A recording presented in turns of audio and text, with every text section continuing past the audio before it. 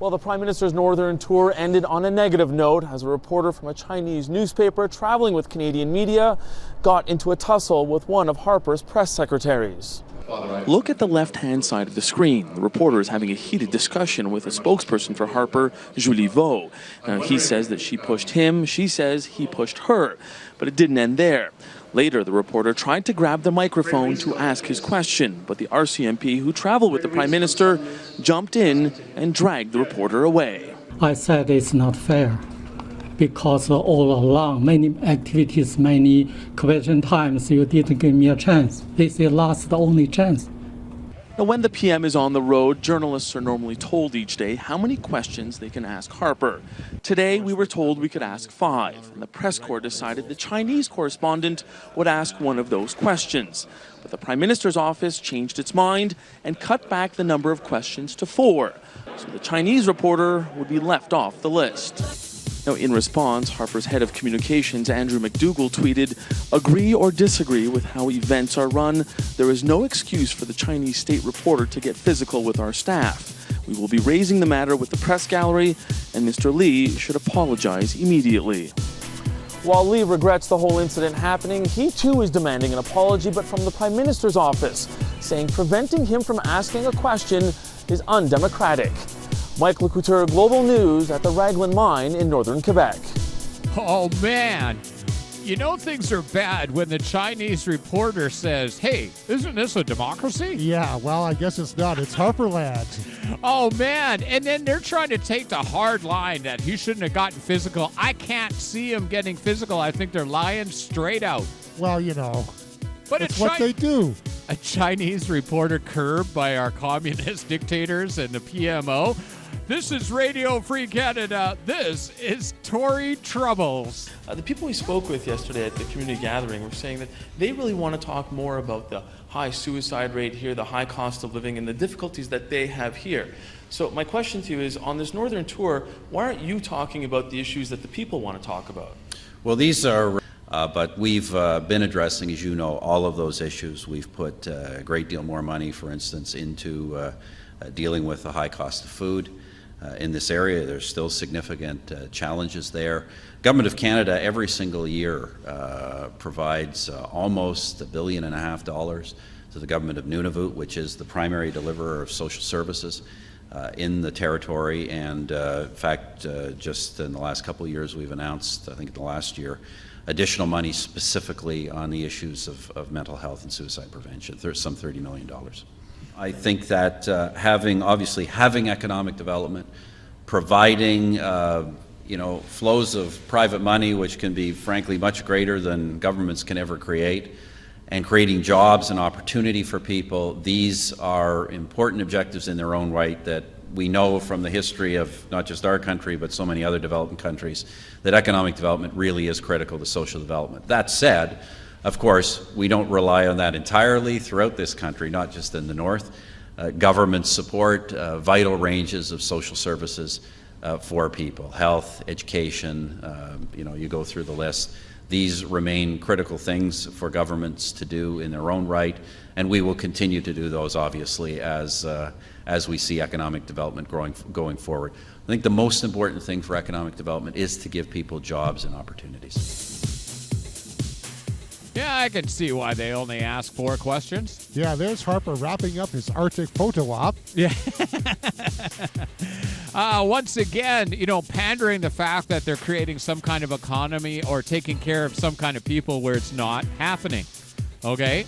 They're spouting off numbers that they pour into an economy. They're not saying that those numbers go into the military-industrial complex. No, I just wish we had an honest politician out there. Wait a second.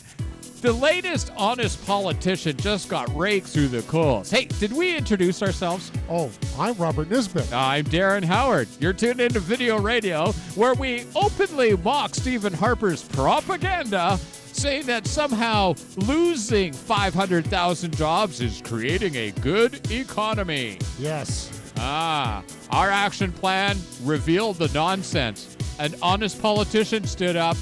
Let's run the clip. 20 years ago, it was big news when Bill Clinton said he'd tried pot but didn't inhale. Today, Canadians are mostly shrugging off Justin Trudeau's admission that he tried pot, but not much.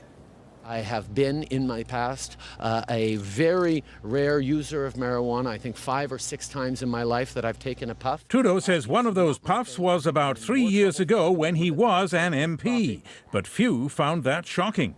Trudeau has strong support in the Liberal Party for legalizing pot, but he's not alone in wanting to change the law.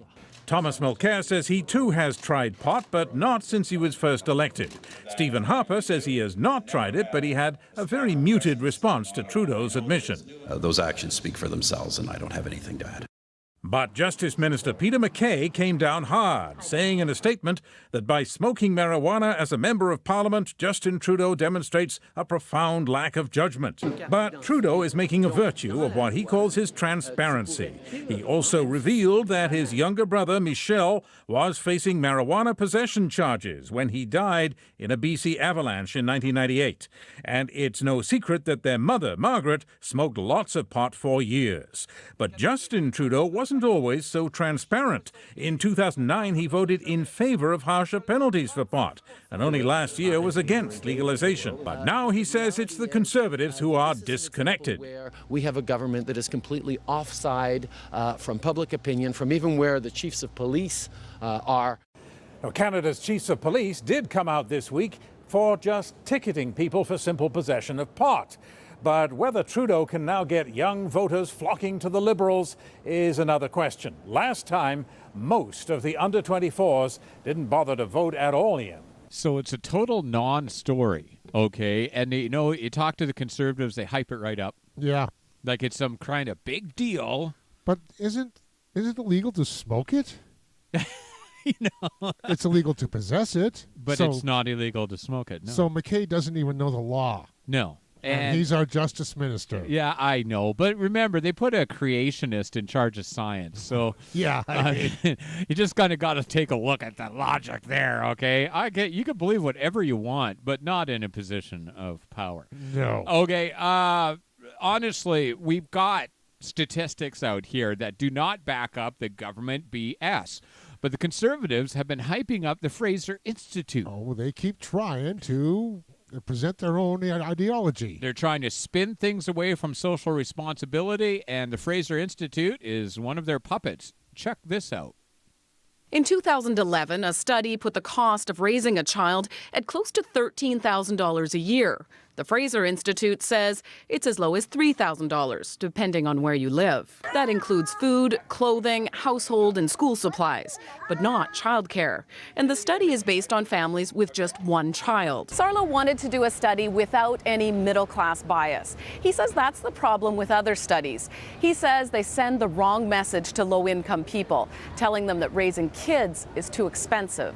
What I really thought was, I'm surprised that the Fraser Institute has been careless enough to put out such a patently absurd report, because it doesn't stand up at all. This childcare researcher was stunned. Many of them have costs that are considerably above zero, so you can't leave it out. How do you look at modern families and you don't include the cost of childcare? Lorenda Redekop, CBC News, Toronto. Boy, she hit that on the money. Patently absurd. That was great. Well, you know, that's the Fraser Institute. They're a think tank that doesn't really think. Yeah, the conservative think tank. And if you read the Globe and Mail, that's exactly what the word said. And you know why they're trying to pander to the fact that it's cheaper to raise kids now. We've seen the quality of life go down substantially in this country. Don't we have the highest child poverty rate in BC? Totally. Also, 1 in 4 Canadian children go hungry. They're ignoring that fact. Food instability. 300,000 Canadians homeless. And then they come out with this Fraser Institute nonsense. But then again, if you know somebody who works at the Fraser Institute, go ahead and tell them what you think. Yeah. We've also got this. Check this out. You want to talk about prices? Let's run this. As this Vancouver family finds its way around the University of Toronto, they're also mapping out exactly how they're going to pay for their daughter to start here in September. It's not just tuition. There's also books and a dormitory. They hope a combination of savings and student loans will cover them off. While they've been saving for this for years, a CIBC survey found all too many Canadian parents have failed to do so. and are having to dig into their retirement stash. 60% of them say they haven't saved as much as they'd hoped because some of that money has actually gone towards their kids' education instead of their retirement fund. And 33% actually said they, as parents, have actually taken on debt to help their kids go through school. As a result, the survey finds 36% of parents with kids under 25 say they will need to delay their retirement. Of those, more than 19% will have to delay by at least 5 years, and 16% by 4 years or less. There are a few regional differences. The highest number of parents to delay retirement to pay for their kids' education is in Ontario, the lowest in Atlantic Canada. With the average university tuition in Canada now over $5,500 a year, it adds up quickly. Another study finds with all related expenses thrown in, the cost of a 4-year degree is now over $60,000. Jeffrey Schwartz says RESPs remain one of the best options. Take the free money from the government. If they're going to contribute up to 20%, up to a certain amount towards you contributing to an RESP, why not? And he points out kids can get summer jobs and student loans to help contribute themselves. Christina Stevens, Global News, Toronto. And you know, when you take a look at places like Quebec where they really seriously take education serious, you know. Yeah. Okay, they take it to the next level. The fact is, if we're well educated, we have a better society. But there have to be jobs waiting for you when you graduate, and there are not jobs waiting for you when you graduate. 60,000 in debt, chances of getting a job are what, 10%? Yeah.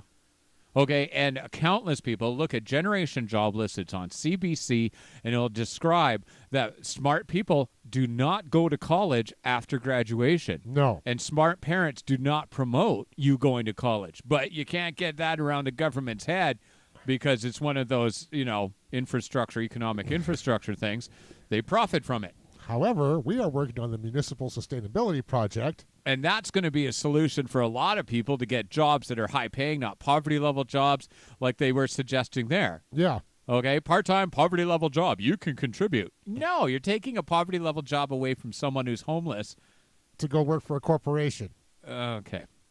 Canadians are house poor. The final story we've got for this segment. And remember, if you've got a segment you think we should put up on this show, just get a hold of us on our Facebook site. We'll get you all hooked up. According to the Royal Bank's latest Housing Affordability Index, people living in Vancouver have to spend 82% of their pre-tax income to afford the average bungalow. That includes covering the cost of a mortgage, utilities, and taxes. The figure is nearly double the national average of 43%. The RBC report suggests affordability has gotten worse. Add to that rising interest rates, and owning a home is becoming out of reach for many. Experts say an increase of just 1 percentage point in mortgage rates could mean a big hit on the budget. If you look at the average Vancouver home, which is I think $740-ish, somewhere in that range, put 5% down, the difference in your monthly payment increases by $267. So to some families that might not be much. To others, that's half their food budget for the month, which can be very concerning. But it seems buyers aren't yet weary of heavy debt loads as home sales continue to rise. Scott Hanna is a credit counselor and says saving for higher interest rates and any other surprises is essential. We strongly encourage consumers to work hard towards saving at least 6 months of living expenses as an emergency savings fund. It doesn't mean they're going to be able to accumulate all that within 1 year. It may take them 5 years to get to that stage, but it's so important to have that safety net. People paying 80% of their income just to support a bank loan that gets made up out of nowhere. Yeah, and charging you interest on top of it. It's amazing the way this monetary system's working and the way the banks justify it, but there are solutions, so stay tuned to us. I'm Darren Howard. And I'm Robert Nisbet. Do your research. Remember, don't trust us because we got commercials saying we're some kind of authority. You got a brain cell. Check out the internet. You can do it. Come back. We got more coming up right after these.